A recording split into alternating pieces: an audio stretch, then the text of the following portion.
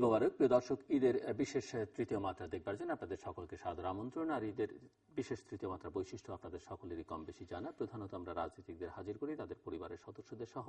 কারণটাও বহুবার বলেছি যে পরিবারের সদস্যদের একটা প্রভাব, সেটি ইতিবাচক হতে পারে, নেতিবাচক হতে পারে, সেটি রাজনীতিকের উপরে বা যে কোনো মানুষের উপরে আসলে গভীরভাবে প্রভাব ফেলে এবং সেই প্রভাবের কারণে অনেক সময় বিচ্যুতির সম্ভাবনা থাকে। তার নজির আমরা পৃথিবীর বহু দেশে দেখেছি। বাংলাদেশও 2007-08 এই সময়টাতে অনেক উদাহরণ দেখেছি, যেগুলো সত্যি মিথ্যা সেগুলো অবশ্য আদালতের যাচাই বাছাই করবার ব্যাপার। আর এখন তো পৃথিবী জুড়েই নির্বাচনে যখন কোনো রাজনৈতিক প্রতিদ্বন্দ্বিতা করেন জনগণের সামনে মঞ্চগুলোতে, তাদের সহধর্মিণীদের সহ, অন্তত সহধর্মিণীদের সহ, কখনো কখনো সন্তান সন্ততি সহ হাজির হতে হয়। যাই হোক, আমি কথা না বাড়াই, আজকে যারা আমার অতিথি ছিল তাদের সঙ্গে পরিচিত হই। আমার বায়ে বসা আছেন বাংলাদেশ আওয়ামী লীগ দলীয় সংসদ সদস্য প্রফেসর ডক্টর হাবিব মিল্লাত, আর ডানে রয়েছেন তার সহধর্মিণী সারিতা মিল্লাত। স্বাগত আপনার দুজনকে স্টুডিওতে। ঈদ মোবারক। ডক্টর হাবিব মিল্লাত, আপনি দর্শকদের কিভাবে ঈদের শুভেচ্ছা জানাবেন? ঈদের শুভেচ্ছা অবশ্যই সবাইকে জানাবো এবং ঈদ মোবারক সবাইকে। আজকে এই যে কোরবানি ঈদ, তো এ ব্যাপারে এটা হচ্ছে একটা আমাদের ঈদ হচ্ছে আনন্দের ব্যাপার। বাংলাদেশে যেখানে 90% মানুষ আনন্দ উদ্দীপনার সাথে সাথে ঈদ উদযাপন করে এবং অন্য ধর্মের লোকজনও, কিন্তু আমরা যেহেতু সাম্প্রদায়িক একটা সম্প্রীতি রয়েছে, জন্য আমরা সবসময় যে কোনো ধর্মীয় অনুষ্ঠান আনন্দের সাথে উদযাপন করে থাকি। আমাদের সেই প্রিয় নবী মোহাম্মদ সাল্লাল্লাহু আলাইহি সাল্লাম যে আমাদেরকে, কিংবা তারও আগে ইসমাইল আলাইহিসসালামের সময় থেকেই এই হজ কিংবা কোরবানিটা শুরু হয়েছে এবং সেই সময় প্রিয় বস্তুকে কোরবানি করেন, এভাবেই চালু হয়েছে। তাই মনে করি যে আমরা যেমন প্রিয় বস্তুকে কোরবানি করছি, আমরা যেন আরো একটু সংযত হই, আরো একটু সংযমী হই এবং আমরা যেন পরস্পরকে বুঝতে পারি, যেন একে অপরের সাথে আমরা ভালোভাবে চলতে পারি। এটাই আসলে ঈদের কথা, মূল কথা। এবং অন্যের সাথে যেন নিজের আনন্দটাকেও শেয়ার করতে পারি, এটা নিয়ে আসলে সত্যিকার অর্থে ঈদ, বিশেষ করে আমার নির্বাচনী এলাকা সিরাজগঞ্জ এবং কামারখন্দের মানুষকে তো অবশ্যই ঈদ মোবারক এবং সারা দেশবাসী ঈদ মোবারক। আবার আসবো আপনার কাছে। সারিতা মিল্লাত, আপনার শুভেচ্ছা। আসসালামু আলাইকুম। আমি সবাইকে ঈদ মোবারক জানাচ্ছি। ঈদের সময়টা আসলে পরিবার পরিজন, বন্ধু বান্ধব সবাইকে মিলেই একটা আনন্দময় সময় কাটে। এবার আমার ঈদটা একটু অন্যরকম হচ্ছে, যেহেতু আমার দুটো ছেলে, আমার দুই সন্তানকে আমি এবার ইংল্যান্ডে রেখে এসেছি, সেজন্য একটু বেদনার সাথে সময়টা কাটছে। কিন্তু যেহেতু পরিবারের অন্যান্য সবাই আছে, আমার শাশুড়ি আছে, অবশ্যই স্বামী আছে, যাকে সবসময় পলিটিক্যাল ফ্যামিলিতে হওয়ার কারণে সবসময় কাছে পাই না, এই 2-3 দিন যেহেতু কাছে থাকবে, এটাও একটা আনন্দময় সময়। আমিও সবাইকে জানাচ্ছি যে পরিবার পরিজন বন্ধু বান্ধবকে নিয়ে আপনারা খুব সুন্দরভাবে সময়টা কাটান। এমনিতে কিভাবে ঈদের সময়টা কাটান? মানে আর কুরবানিদের তো ধরেন 3 দিন 4 দিন ব্যাপী ঈদের, আনুষ্ঠানিকভাবে তো 3 দিন ঈদ। জি জি জি। কিভাবে কাটান? আসলে আমাদের ঈদের সময়কার রুটিনটা কিরকম একটু শুনি। রুটিনটা হচ্ছে যে আমি দেশে এসেছি 5 বছর আগে। আসার পর থেকে মোটামুটি সিরাজগঞ্জে আমরা ঈদটা করি, যেহেতু আমাদের মিল্লাত সাহেব পলিটিক্যাল ওখানে নেতৃত্ব দেন। যেই ঈদে যেই আমাদের সব মহিলা কর্মীরা সবাই আসে, দেখা করতে আসে, ওই সময়টা খুবই মজার সময় কাটে, কারণ ওদের নিয়ে হাতে একটু মেহেন্দি টেন্দি দেওয়া হয়, কিছু আলাপ আলোচনা করা হয়, নট অলওয়েজ পলিটিক্যাল, ভালো মজার আলাপ আলোচনায় হয়। অনেকে ফিরনি মিষ্টি রান্না করে নিয়ে আসে, খাওয়া দাওয়াটা একটু বেশি হয়। ঈদের ভোরের থেকে মোটামুটি কুরবানিটা দেওয়া হয়, যেহেতু উনি একজন সার্জন, যদিও ভেজিটেরিয়ান, কুরবানি কিন্তু উনি নিজেই দেয়। সাধারণত 3টা থেকে 4টা গরু দেওয়া হয়। উনি ভেজিটেরিয়ান, আমি মাংস পছন্দ করি। তো উনি যেহেতু কুরবানিগুলো দেয়, আর আমিও এটা পছন্দ করি, কুরবানির মাংসটা নিজের হাতে ভাগ করে সবাইকে বিলি করা, তারপর রান্না বান্না করা। আমার একটু রান্না করার ন্যাক আছে, করি। এরকম করে দিনটা কাটে। তারপর বিকালবেলা যখন সব মাংস টাংস বিলি টিলি করা শেষ হয়ে যায়, তখন একটু বেরোনো হয়, একটু বেড়ায়। তারপরে সাধারণত সন্ধ্যার দিকে আমার বাবার বাড়ি চলে যাই, ফরিদপুরে। ওখানে মজাই হয়, আমরা নৌকা দিয়ে নদীটা ক্রস করি, করে বাবার বাড়ি যে ওখানে বাবাও যেহেতু আপনার তো পলিটিক্যাল ফ্যামিলিতে, ওনার ফ্যামিলিতে মানে কোনো সমস্যা নেই, কারণ আপনার তো হ্যাঁ দুদিকেই পলিটিক্স, সেজন্য আমার বাবার বাড়িতে যে আবার ওখানে আমাদের ফরিদপুরের কর্মীরা আছে, ওখানে যেহেতু বাবাকে সবাই ভাই ডাকে, আমি তখন ওখানে ভাস্তি হিসাবে চলে যাই। এক জায়গায় আবার পলিটিক্যাল ফ্যামিলিতে এরকম আছে যে বাবাকেও ভাই বলে, ছেলেকেও ভাই বলে। আমার যেরকম আমার মিল্লাত ভাই আছে, মোশাররফ ভাই আছে, যখন ভোট চাই দুজনকেই ভাই ডাকতে হয়, সেজন্য অসুবিধা নাই। বাবাকেও ভাই ডাকেন? বাবাকেও ভাই ডাকি, স্বামীকেও ভাই ডাকি, অসুবিধা নাই আমার জন্য। তবে ভালোই, মানে যেহেতু পলিটিক্যাল ফ্যামিলির, সেহেতু আমার পরিবারটা অনেক বড়, খুব সুন্দরভাবে এই সময়টা কাটে, সবাই আপনজন। আপনার নিজেকে কোন জায়গাটাতে বেশি পপুলার মনে হয়, ফরিদপুরে না সিরাজগঞ্জে? আসলে আমাদের দেশের মানুষজনরা কিন্তু শ্বশুর বাড়ির দিকটা একটু বেশি টানে, সেহেতু আমি যখন আমার বাবার বাড়ি যাই তখন সবাইকেই বলি আমি সিরাজগঞ্জে। আবার যখন সিরাজগঞ্জে থাকি তখন একটু চটপট তো দেখাতেই হয় যে ফরিদপুরের মানুষ, আমি ফরিদপুর আর একটু বেশি। 5 বছর আগে কোথায় ছিলেন, মানে আপনি দেশে ফিরেছেন? 6 বছর আগে আমরা আয়ারল্যান্ডে ছিলাম। আমার আসলে পুরো ফ্যামিলি ছিল তো? পুরো ফ্যামিলি ছিল। আমার আসলে একদম ছোটবেলা থেকে আমি দেশের বাইরে। এই হচ্ছে আমার প্রথম যে 5 বছর একটানা দেশে থাকা। আর খুবই পছন্দ। এখন যদি আমাকে কেউ বলে যে তুমি আবার বিদেশে চলে যাও, আমার পক্ষে মনে হচ্ছে না যে আমি আবার বিদেশে যাই সেটেল করতে পারবো। বাংলাদেশ অনেক ভালো, আমরা খুব সুন্দর একটা দেশে আছি। অন্য রকমের তথ্য, কারণ অনেকে গিয়ে বাইরে থাকলে তখন আর দেশে আসতে চায় না। না, আমার জন্য এটা একদমই একটু অন্য রকমের। জি, অনেক আরাম, দেশে অনেকই আরাম। আপনার কাছ থেকে একটু শুনি, আপনার ঈদ কেমন কাটে? আপনি তো, আপনার রাজনীতির বয়স কত বছর হলো? প্রায় 6.5 বছর। 6.5 বছর। এর আগে আপনার পরিবারে কেউ রাজনীতির সঙ্গে যুক্ত? না, আমার আব্বা একজন ডাক্তার ছিলেন, সেই সময়কার এমবিবিএস ডাক্তার, এবং বেশ পপুলার ডাক্তার ছিলেন। তো উনি রাজনীতির সাথে থাকলেও সমাজ সেবার সাথে বেশি জড়িত ছিলেন, সুতরাং ওইভাবে আমার বাবা রাজনীতি করতেন না। তো আপনি কি আপনার রাজনীতিতে ঢোকার পেছনে কি ওনার প্রভাব আছে, নাকি আপনি? প্রভাব তো একটু আছে, কিন্তু তার চেয়ে বড় কথা হচ্ছে যে আমি সোশ্যাল ওয়ার্ক করি ছোটবেলা থেকে। যখন আমি মেডিকেল স্টুডেন্ট ছিলাম ময়মনসিংহ মেডিকেল কলেজে, ফার্স্ট ইয়ার থেকে আমি সন্ধানের সাথে জড়িত ছিলাম। পলিটিক্স এর সাথে কিংবা কোন দলের সাথে আমার সংস্রব একদমই ছিল না বলতে বন্ধু বান্ধবদের মাধ্যমে ছিল, কিন্তু সরাসরি ছিল না। আপনাকে দেখলে, আপনার কথা শুনলে সেটা মনে হয় না। যাই হোক, পড়াশোনা করি আমি এর উপরে। তো তারপরে আমি সন্ধান, কিন্তু আপনি শুধু রাজনীতি করলে হতে হবে না, সন্ধানী তো একটা ভালো সংগঠন, যেটা মেডিকেল ন্যাশনাল অর্গানাইজেশন মেডিকেল স্টুডেন্টদের জন্য।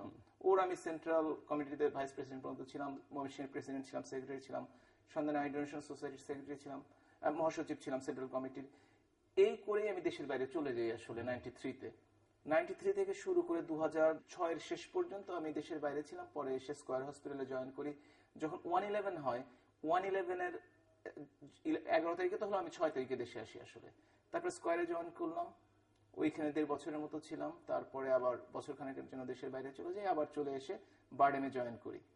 সুতরাং এইটা, আর রাজনীতিতে সেটা হচ্ছে সমাজ সেবার সাথে বা সমাজ কল্যাণমূলক অনুষ্ঠানের সাথে। আমি ধরেন আমার আব্বা মারা গেছে 2000 সনে ডিসেম্বরে, তার আগে থেকে ছোটখাটো কাজ করতাম, কিন্তু এখন এলাকার জন্য সিরাজগঞ্জে মল্লিকা সানাউল্লাহ একটা স্কুল প্রতিষ্ঠা করেছি আমি আব্বা আম্মার নামে।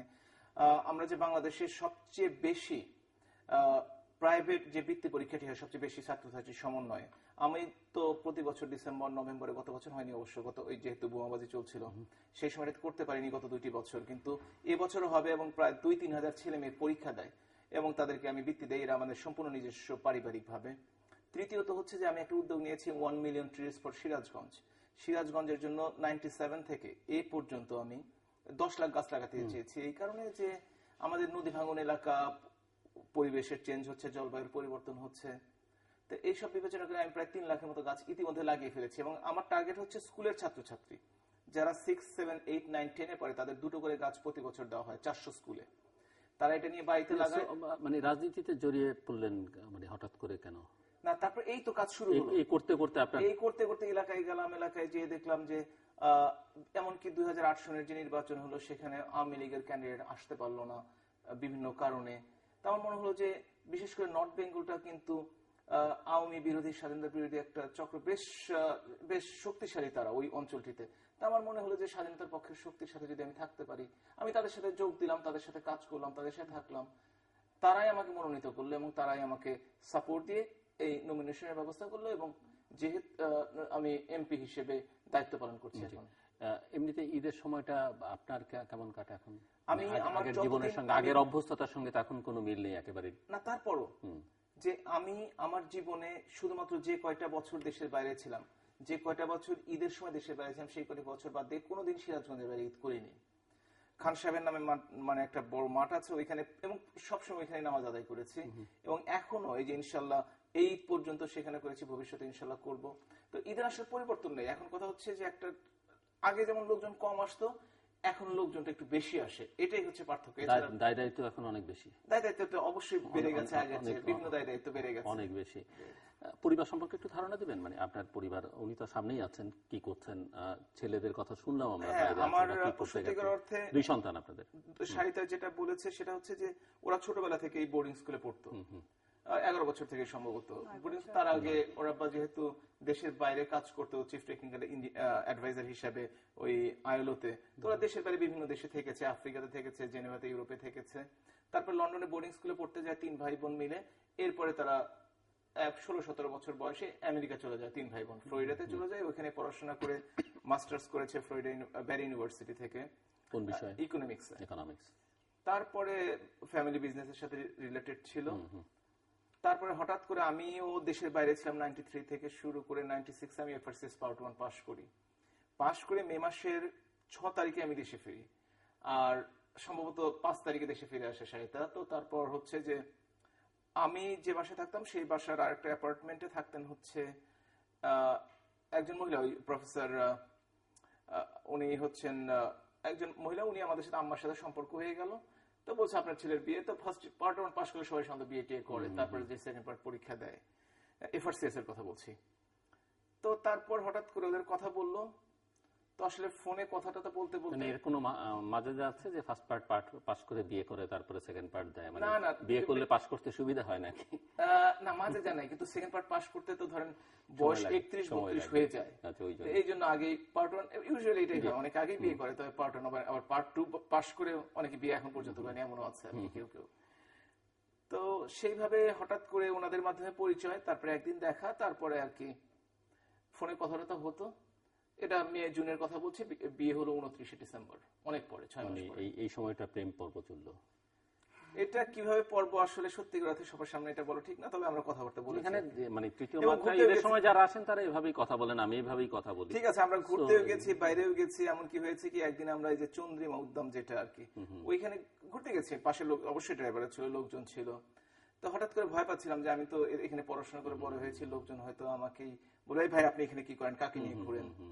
তো দেখি কি ওর ফরিদপুরের অঞ্চলের কয়েকজন মহিলা চলে আসছে, আপা আপনি এখানে কি করেন, লোকটা কে, এইসব প্রশ্ন আর কি। তো এটা আর কি বাসায় যে পরে কথা শুনতে হয়েছে আর কি। না মানে, কিন্তু আপনি ঘুরতে বেরিয়েছেন, এর মধ্যে ভালোবাসা কথাবার্তা হয়নি? কি কথাবার্তা আমার ঠিক খেয়াল নেই। মানে আসলে বিয়ে ঠিকঠাক করার পরে ঘুরতে বেরোতাম। আমার আবার নানি আছে আর দাদি ছিল। যখনই ঘুরতে বেরোতাম আমার আম্মু সবসময় নানি দাদিকে সাথে করে দিয়ে দিত। তাই আমরা দুজন সামনে, ও ড্রাইভ করতো, আমি পাশে বসে থাকতাম, নানি দাদি পিছনে বসে আমাদের সাথে ঘুরে বেড়াতো সবসময়। বাসায় আসার পরে নানি দাদি দুজনই, বাসায় আসার পরে নানি দাদি বলতো যে জামাইটা একদমই বেরুসিক, একটা কি বাদাম কিছুই খাওয়ায় না, দুই বুড়িকে নিয়ে সারাদিন ড্রাইভ করে বেড়াচ্ছে, বাদাম চকলেট কিছুই খাওয়ায় না। তো এরকমই সবসময় বলা হতো। একদিন এরকম তুমুল ঝড়ে, মানে ধারায় বৃষ্টি পড়ছে, এখন ওর তো বাসায় যেতে হবে, এখন কিভাবে ড্রাইভ করবে, অনেক ঝড়। আমার নানি আর দাদি বলছে যে বাবা তুমি এক কাজ করো ভাই, তুমি আমাদের সাথেই থেকে যাও। নানি দাদির মাঝখানে ঘুমাবো বলে সম্ভব না বলে ও চলে গিয়েছিল বেশ বৃষ্টির মধ্যে, বেশ জোরে সোরে। না শুধু নানি দাদি না, তোমাদের বাসায় একটা কুকুর ছিল। আমি জীবনে কুকুর দেখতে পারি না, মানে দেখতে পাই না যে অপছন্দ যে করি সেটা না, তা আবার করিও একটু। বেশ বড়, বেশ লম্বা চড়, অনেক বড়। ও আমাকে দেখলেই, টমি নাম ছিল সম্ভবত, হ্যাঁ, আমাকে দেখলে ধাওয়া করতো, আমার পছন্দই করতো না। বাসায় ঢুকতে গেলেই মানে আমার দৌড়াতে হতো, এসে দিলেন আর কি। হ্যাঁ পরে দেখি আমার মোজা খুলে নিয়ে চলে গেছে একদিন দেখি। তো কাজেই ওইটা আমার সবসময় ভয়ঙ্কর স্মৃতি। ওই বাসায় আমার একটা আছে, সেটা ওর উত্তরা বাসাতে, সেটাতে। আর হচ্ছে যে আর কিছু ছিল কি না, একবার ইয়েতে গেছিলাম, আমার মনে আছে ওই যে এখানে নবাবগঞ্জের সোনারগাঁতে, তোমার তো মনে আছে, আমার তো মনে নেই, সোনারগাঁতে। তো ওইখানে কয়েকটা মাস্তান ছেলে দেখি আশেপাশে দিয়ে ঘুরে, একজন মহিলার সাথে একজন লোক ঘোরাফেরা করছে, তো চাঁদার চেতে আসছিল, পরে আর সাহস পায় না আর কি। তো মানে ওরা বুঝতে পেরেছিল যে আপনাদের বিয়েটি হয়নি। প্রেম করতে হলে চাঁদা দিতে হয়, তো ওটা বেশ মজার জিনিস ছিল। ওরা এসে বসেছিল আমাদের সাথে, তো এরকম একটা ঘটনা ছিল। তো আপনার ছেলে? আমার দুই ছেলে, একজনের বয়স 16, আরেকজন 17। তো বড়টা শারিয়ান, ও এখান থেকে ও লেভেল করে গেছে। ও ডেইলি স্টারের যে ওই যে পুরস্কার আছে, যারা কান্ট্রি অ্যাচিভার, যারা সবচেয়ে পুরস্কারটি পেয়েছে, তো ও ইংল্যান্ডে চলে গেছে। ও ডাবলস কলেজে এখন এ লেভেল করছে, সেকেন্ড ইয়ার। আর ছোট ছেলে সেপ্টেম্বর 2 তারিখে, হ্যাঁ সেপ্টেম্বর 2 তারিখে, হ্যাঁ সেপ্টেম্বরের 2 তারিখে আমরা নিয়ে গেলাম। ও স্কুল শুরু করলো, ও এ লেভেল শুরু করেছে, এবং ও শুরু করে হচ্ছে উইটগিফট কলেজ স্কুলে। তো ওরা বছর এখন বোর্ডিং স্কুলে পড়াশোনা করছে আর কি, দুজনে। তো আপনার বিবাহিত জীবন কত বছরের হলো? আমাদের 10 বছর। সরি না, আর বেশি হবে। আমি আমার বাবার বাড়ি থেকে ছেলে দুটো নিয়ে আসি নাই, তোমার বাসায় এসেই হয়েছে। আমাদের 96-এ বিয়ে হয়েছে, তো 2016-তে ইনশাল্লাহ 20 বছর পূর্তি হবে। তো আসলে বিয়ের সময়টা মনে হয় যে মনে হয় না যে এত লম্বা সময় আমরা একসাথে। তোমার বাসা চেঞ্জ করতে করতেই তো সময় শেষ। হ্যাঁ, আমার এই 20 বছরে 16 বার বাসা বদলেছি, কান্ট্রি, দেশ বদলেছি 3-4 বার, সব মিলে 16 বার বাসা বদলানো। কেমন কাটলো এই 19-20 বছর? ভালোই কেটেছে। আমরা আসলে we were always business partners. আমরা বিজনেসেও ভালো পার্টনারশিপ, আমাদের বিজনেসে ভালো আছে, সোশ্যাল ওয়ার্কেও ভালোই পার্টনারশিপ আছে। বিয়ের ব্যাপারে জানি না দাম্পত্য হিসাবে কেমন, কিন্তু আদারওয়াইজ ফ্রেন্ডস হিসেবে জিনিসটা কি রকম দাম্পত্য জিনিসটা তো ঠিক, মানে মানুষ যেভাবে বুঝে, যেভাবে এক্সপ্লেইন করে, সেটা আসলে না, ওই যে এটা তো সব মিলিয়েই তো আসলে, তাই না? কেমন আপনাদেরটাই আমরা বুঝতে চাইছি যে আচ্ছা এটা কেমন। আমরা প্রেম করি না তেমন বেশি, তাই না? না, সেটা হচ্ছে যে কে কোন স্টাইলে প্রেম কি করে না। We're very practical. কোনো প্র্যাকটিক্যাল বেশি, একটু প্র্যাকটিক্যাল বেশি। আপনারা তো অনেক ইয়াং, এখানে বয়োবৃদ্ধ যারা আসেন তারাও এইভাবেই কথাবার্তা, তাদের এই সুবিধাটা বেশি আর কি, যে তারা বলে কিছু মানে ও বেশি রোমান্টিক না, ভেরি প্র্যাকটিক্যাল। তো আমাদের সময় দেখা যায় যে ফোনে বেশি কথাবার্তা হয়, এবং যেহেতু টক শো অনেক বেশি করে, বাসায় ফিরতে ফিরতে রাত 2-3টা বেজে যায়। না প্রতিদিন বাজে না, এই শুধুমাত্র সপ্তাহে 3-2 3 দিন ঢাকার বাইরে থাকে, আর সপ্তাহে 4 দিন, সেটা তো এখন 4 দিন টক শো করে। তার মানে 7 দিনই মোটামুটি নাই বলতে গেলে চলে। তবে ফোনে অনেক কথা হয়। আমরা ডিজিটাল, বাংলাদেশের ডিজিটাল যুগের মানুষ, টেকনোলজি ব্যবহার করে ফেস টাইম করা হয়, ভাইবার করা হয়। তো ওখানে মানে সামনাসামনি আসলে একটু আনইজি ফিল করি, কিন্তু আবার দেখা যায় যে মাঝে মাঝে দুজন দুই রুমে এখন যদি আপনি করা হয় বেশি। 19-20 বছরে এটি বলেন, তাহলে ওই যে মে থেকে ডিসেম্বর পর্যন্ত, তাই তো? হ্যাঁ, মে থেকে ডিসেম্বর। ওই সময়টাতে আপনাদের মানে সম্পর্কটা কেমন, মানে কিরকম ছিল? তখন প্রেম মানে ভালোবাসার কথাবার্তা হয়নি? আমি আসলে কে প্রথম বলেছে বা কিভাবে হয়েছে?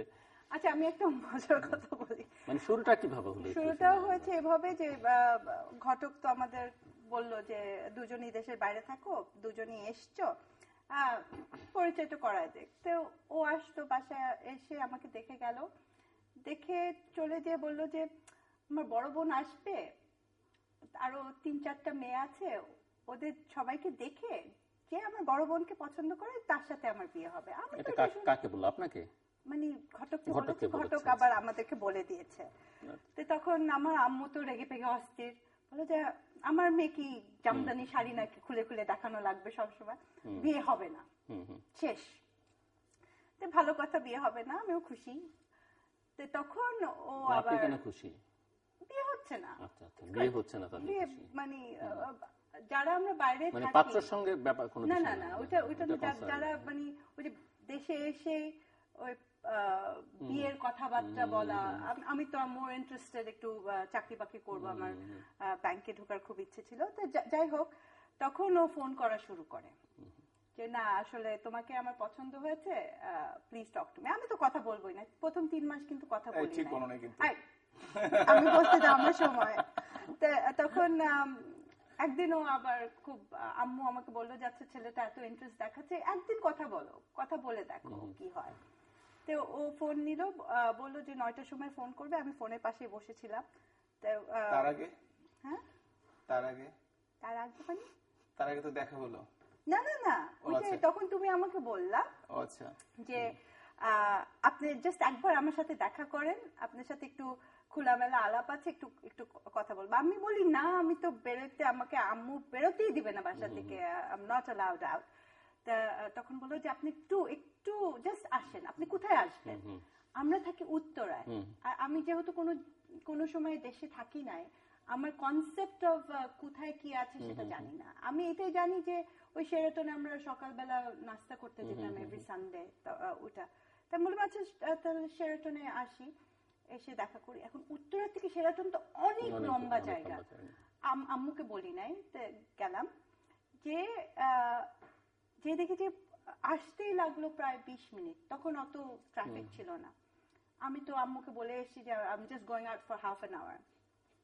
ও আসতো, ও দেখি এই আবার একটা লিস্ট নিয়ে আসছে। লিস্টটা নিচে রেখে আমাকে জিজ্ঞেস করলো আপনি কিছু খাবেন? না একটা জুস হলেই হবে। আমিও তো খুব তাড়াহুড়োর মধ্যে আমার কিছু কোয়েশ্চেন্স আছে, আপনাকে একটু জিজ্ঞেস করবো, আপনি যদি মাইন্ড না করেন। করেন, একদম 1 থেকে 20টা কোয়েশ্চেন, একদম কোয়েশ্চেন লিখে নিয়ে এসেছে। কিরকম দুই একটা শুনি আমরা। হ্যাঁ, যে আমি যে মেয়েরা বাংলা জানে না তাদেরকে আমার পছন্দ না, সেজন্য আপনি যদি আমাকে বিয়ে করতে হয় আপনার বাংলা জানতে হবে। তখন আমি বাংলা জানতাম না। এদিকে কিন্তু আমার তারা আছে বাসায় যাওয়ার জন্য, নাহলে তো আম্মু কিল দিবে।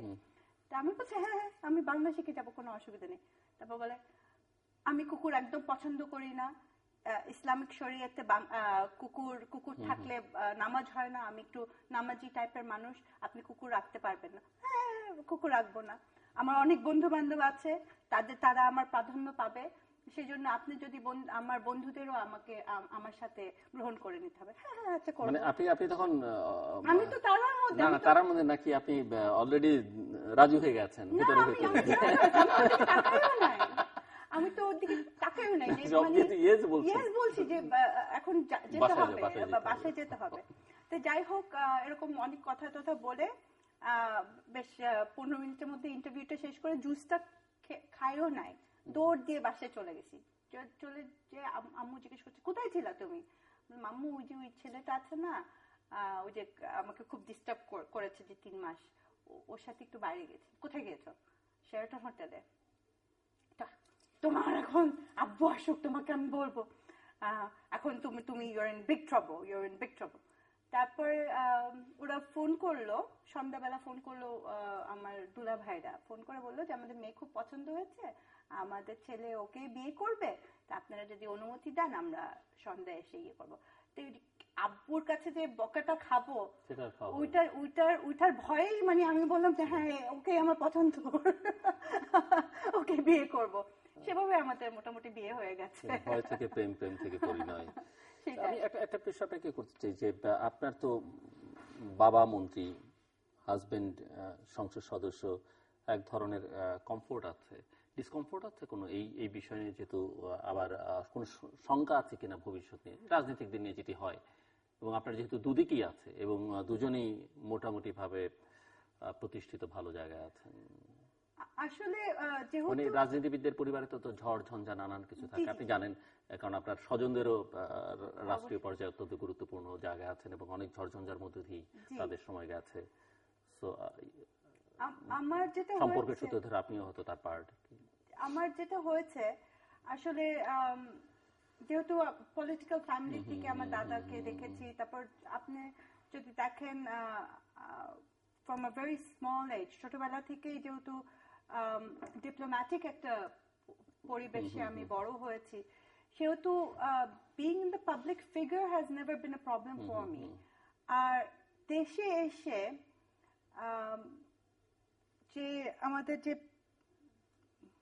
পলিটিক্যাল যে সিচুয়েশনটা, ওখানে আই নেভার ফিল থ্রেটেন্ড। আমার কিন্তু কোনো সময় ভয় লাগে না, কারণ আমি দেখেছি যে যখনই ফরিদপুরে গিয়েছি কিংবা সিরাজগঞ্জে গিয়েছি, আমি খুব সৌভাগ্যবতী যে আমার বাবা এবং আমার স্বামী দুজনকেই কিন্তু এলাকার মানুষজনরা খুবই স্নেহ শ্রদ্ধার সাথে দেখে। সেজন্য আমার কোনো সময় এক মুহূর্তের জন্য মনে হয় না যে আমার এখানে কোনো রকমের থ্রেটের মধ্যে আমি আছি। হয়তো বা থাকতেও পারি, কিন্তু যে ভালোবাসাটা আমি আমাদের জনগণের কাছ থেকে পেয়েছি, সেটাতে আমার কোনো সময় মনে হয় না যে না অন্যরকম কিছু হতে পারে। আর ওইটাই আমি চাই যে ওই জায়গাটাই যাতে আমরা মানে আমার স্বামী এবং আমার বাবা যাতে সবসময় ধরে রাখতে পারে, এটাই সবসময় আশা করি। ঝগড়াঝাটি কিছুটা হয় ডেফিনেটলি, তবে সবসময় মানে যেটা হচ্ছে একটু একটু ঝগড়াঝাটি কোথায় না হয় সেটাই। আর তবে আজকাল ঝগড়াঝাটি নিয়ে একটা কথা হয়, সেটা হচ্ছে যে সাহিত্য বলেছে যে সে ঝগড়াঝাটি আমার সাথে করবে না। কারণটা হচ্ছে যে আমি নাকি পেট ঝগড়াটে, যে টক শোতে আসলে টাকা দেই, ঝগড়া করি, এই জন্য বলছে তোমরা আজকাল প্রফেশনাল ঝগড়াটে, তোমাদের সাথে ঝগড়া হবে না। আমি অ্যামেচার। হ্যাঁ, অ্যামেচার ঝগড়াটে কখনো প্রফেশনাল সাথে পারবে না, সেই জন্য সে ওইটা আমরা বাদ দিয়ে দিয়েছি ঝগড়াঝাটি করা।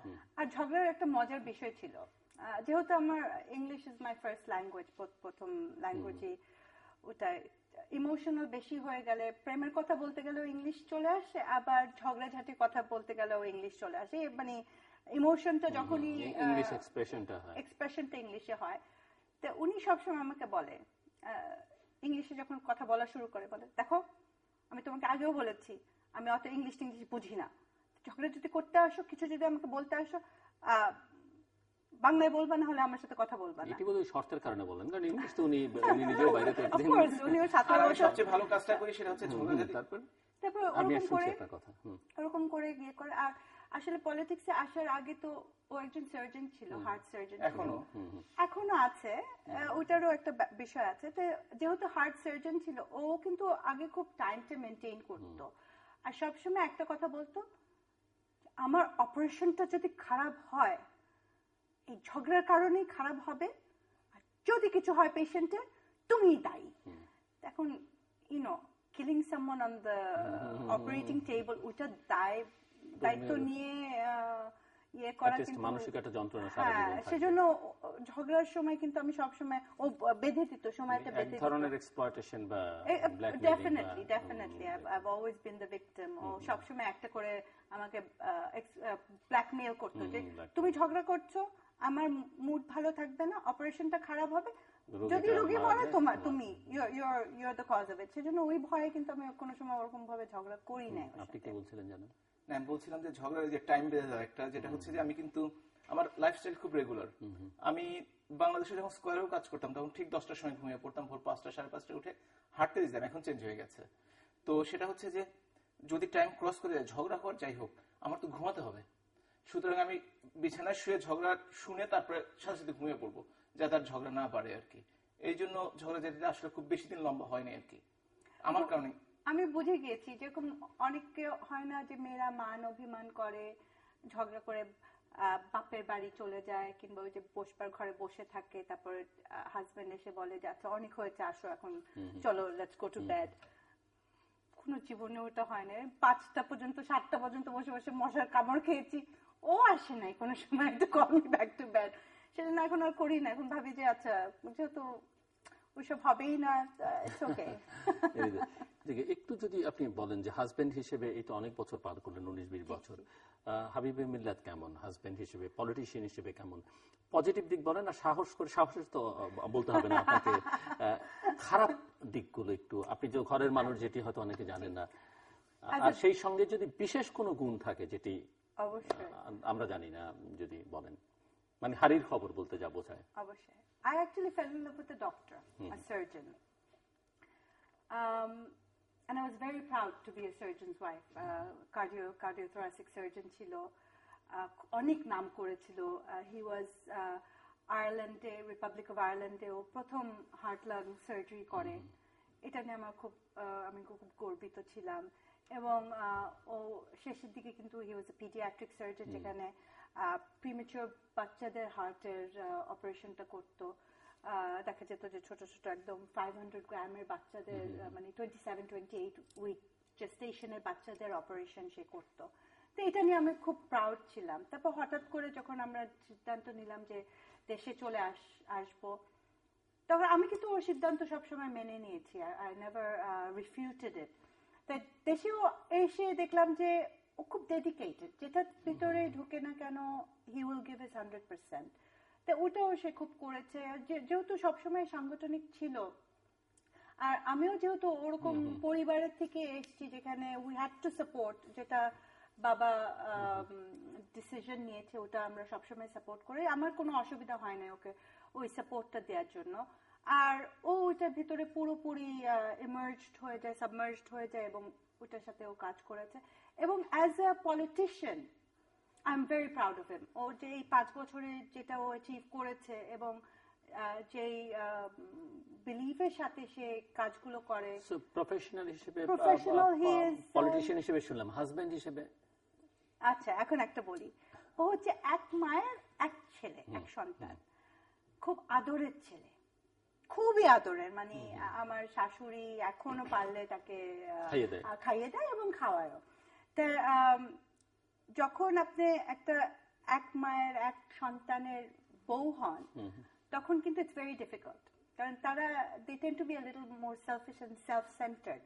তাই আমিও দেখি যে ওকে যে ওর কাপড়টা এগিয়ে দিতে হয়, ওর খাবারটা করে দিতে হয়। যেরকম আয়ারল্যান্ডে আমরা দুজন দুই বাসায় থাকতাম, যেহেতু আমার বিজনেস ছিল আয়ারল্যান্ডে, আমি কর্কে থাকতাম, ও ডাবলিনে থাকতো। উইকেন্ডে আমরা সবসময় একসাথে অ্যাজ এ পরিবার আমরা থাকতাম। তো ও যখন ডাবলিনে থাকতো হোটেলেই থাকতো, কারণ আমার বাসাটা আমি চাইতাম না যে ও বেশি নষ্ট টষ্ট করুক। তো বাসা ভাড়ায় দেওয়া থাকতো। তো আমি ওকে বলেছিলাম যে এখন সামার আসছে, তো আমি আমার কর্কের বাসাটা বন্ধ করে দিয়ে আমি ডাবলিনে তোমার সাথে এসে থাকবো, তুমি এই 2 মাস ওখানেই থাকো। তারপর যেহেতু রেস্টুরেন্ট ছিল, ওকে খাবার টাবার দিয়ে ওকে বলতাম যে তুমি ওগুলো ডিপে রেখে দিবা, বের করে গরম করে খাবা। তো প্রথম দিন আমাকে ফোন করলো রাত 10টার সময়, ফোন করে বলো কি, আই ঋতু, ফ্রিজ কোথায়? ফ্রিজ খুঁজে পাচ্ছি না। মানে 7 বছর ওই বাসায় থেকেছি আমরা, তুমি ফ্রিজ খুঁজে পাচ্ছ না, ব্যাপার কি? সব তো কনসিল, মানে কাবার্ডস গুলো কনসিল। বললাম এখানে সবচেয়ে বড় কাবার্ডটা দেখবো, ওটা খুললে দেখবা ওটার ভিতরে ফ্রিজ আছে। তো এই হচ্ছে ওর মানে সংসারের নমুনা। ও জানেও না যে সংসারে কি হয় না হয়। আরেকদিন নিউ মার্কেটে এসে বললাম চলো বাসায় মুরগি শেষ হয়ে গেছে, মুরগি কিনে নিয়ে আসি।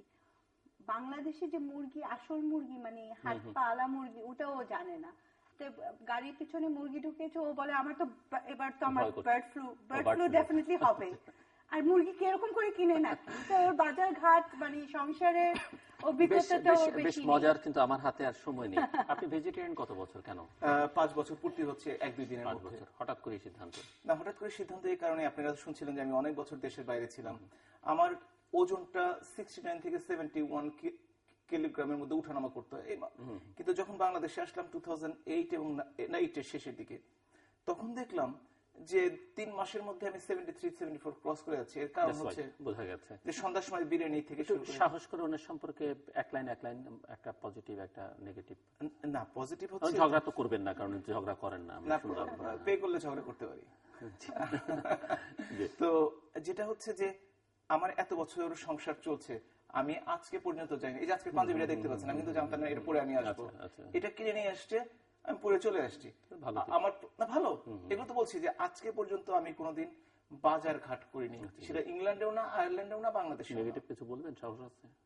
নেগেটিভ হচ্ছে যে দোষে গুণে মানুষ। না, দোষে গুণে মানুষ সেটা না, যে সত্যিকার অর্থে ভালো মানুষ হিসেবে যে একজন মহিলা যে এত ভালো হতে পারে, আমি আসলে খুব কম মহিলা দেখেছি। সব দিক দিয়ে দেখে শুনে ভালোভাবে রাখে। বেশি কিছু তো বলতে পারছি না, কারণ আমার খুব কিছু মনে পড়ছে না যে বিপক্ষে বলা যাবে। আজকে পর্যন্ত কিছু পাইনি তো। আচ্ছা, মনে হচ্ছে একটু ভয়টা পান। আচ্ছা, হ্যাঁ, এইটাই নেগেটিভ, ভয় পাই। তার চাইতে ভালো উত্তর। শেষ করতে হবে আমাদের, এবং শেষ করবার সময় এখানে যারা আসেন তারা কিছু না কিছু পারফর্ম করেন দর্শকদের জন্য। তা আপনারা কি করবেন? ভালোবেসে গেলাম শুধু নাকি আনন্দের গান। আমি একটা গান খুব মাথায় আজকে সকালবেলায় শুনেছি, আমি জানি না তুমি এটাকে জানো নাকি, যে মনে জানালা দিয়ে উকি, হ্যাঁ হ্যাঁ হ্যাঁ ঠিক আছে, মনে জানালা দিয়ে উকি দিয়ে গেছে, যা চোখ তাকে আর মনে ধরে না, চেয়ে চেয়ে কত রাত দিন কেটে গেছে। অনেক অনেক ধন্যবাদ সারিতা মিল্লাত এবং প্রফেসর ডক্টর হাবিব মিল্লাত। দর্শক, কথা বলছিলেন আওয়ামী লীগের সংসদ সদস্য ডক্টর হাবিব মিল্লাত এবং তার সহধর্মিনী সারিতা মিল্লাত। ছোট্ট ছোট্ট অনেক মজার মজার গল্প অনেক দূর অনেক সময় এগিয়ে নেওয়া যেত এবং মজাই হতো, এই ঈদের আনন্দে হতো। কিন্তু এর থেকেও শেখার বোঝার মতো অনেক ছোট্ট ছোট্ট টিপস আছে, বিশেষ করে সাংসারিক জীবনের জন্য, দাম্পত্য জীবনের জন্য। যদিও তারা বলছিলেন যে দাম্পত্য বিষয়টা সম্পর্কে তারা অতটা ওয়াকিবহাল না, এটি বুঝতে আসলে কি বোঝায় সেটা তাদের মধ্যে চমৎকার বোঝাপড়া আছে, বন্ধুত্ব আছে, একসঙ্গে ব্যবসা করছেন, সবই আছে। আমরা তাদের এই একসঙ্গে যাত্রা আরো দীর্ঘ থেকে দীর্ঘতর হোক এই প্রত্যাশা করি, এবং তারা সুখে থাকুন, শান্তিতে থাকুন, নিরাপদে থাকুন, এটি প্রত্যাশা। দর্শক, আমাদের সাথে থাকবার জন্য অসংখ্য ধন্যবাদ আপনাদের সবার জন্য ঈদ মোবারক, শুভকামনা।